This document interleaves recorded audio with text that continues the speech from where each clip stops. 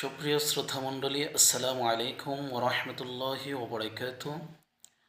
দেশ এবং দেশের বাহির থেকে যে বা যারা দেখছেন, সকলের প্রতি আন্তরিক শুভেচ্ছা ও অভিনন্দন রইল।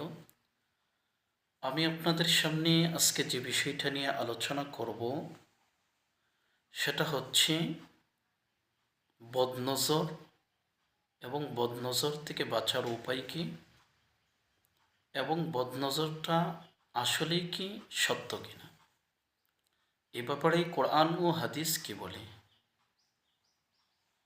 প্রথমত, বদনজর এটা আসলেই সত্য কিনা এ ব্যাপারে জানতে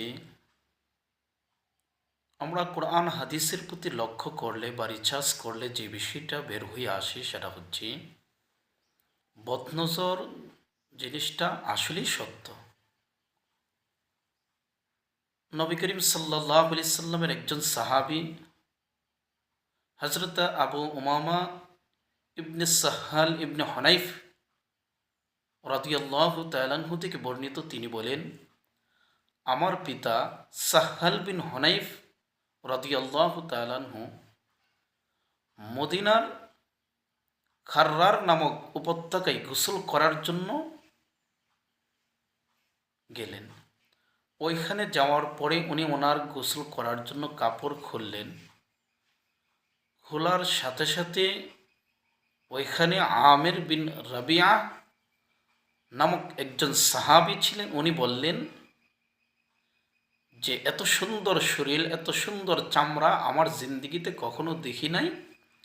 হাত্তা এমনকি অন্দর মহলের রমণীরও এত সুন্দর হতে পারে না। যেই মাত্র এ কথা বললেন, কথা বলার সাথে সাথে সাহাল বিন হুনাইফ রাদিয়াল্লাহু তাআলা আনহু উনি বেহুশ হয়ে জমিনে পড়ে গেলেন। সাহাবায়ে কেরাম রাসূল করিম সাল্লাল্লাহু আলাইহি সাল্লামের নিকট নিয়ে যাওয়ার পরে রাসূল করিম সাল্লাল্লাহু আলাইহি সাল্লাম জিজ্ঞাসা করলেন, তোমরা কি কারো ব্যাপারে সন্দেহ হয়? সাহাবায়ে কেরাম আরজ করলেন, ইয়া রাসূলুল্লাহ, আমির বিন রাবিআর ব্যাপারে আমাদের সন্দেহ হয়। নবীজি সাল্লাল্লাহু আলাইহি সাল্লাম বললেন, তোমরা আমির বিন রাবিআর কাছে যাও, তাকে ওযু করাও, গোসল করাও, তার যে অবশিষ্ট পানি আছে, এই যে পানি আছে, ওই পানিগুলো নিয়ে আসো। ওনাকে উজু করাইলেন, ওনার হাত পা মুখ এগুলো ধৌত করাইয়া ওই পানিটা নিয়ে এসে সাহাল বিন হুনাইফের শরীরের মধ্যে ঢেলে দিলেন, পিঠের মধ্যে ঢেলে দিলেন, সাথে সাথে উনি সুস্থ হয়ে গেলেন।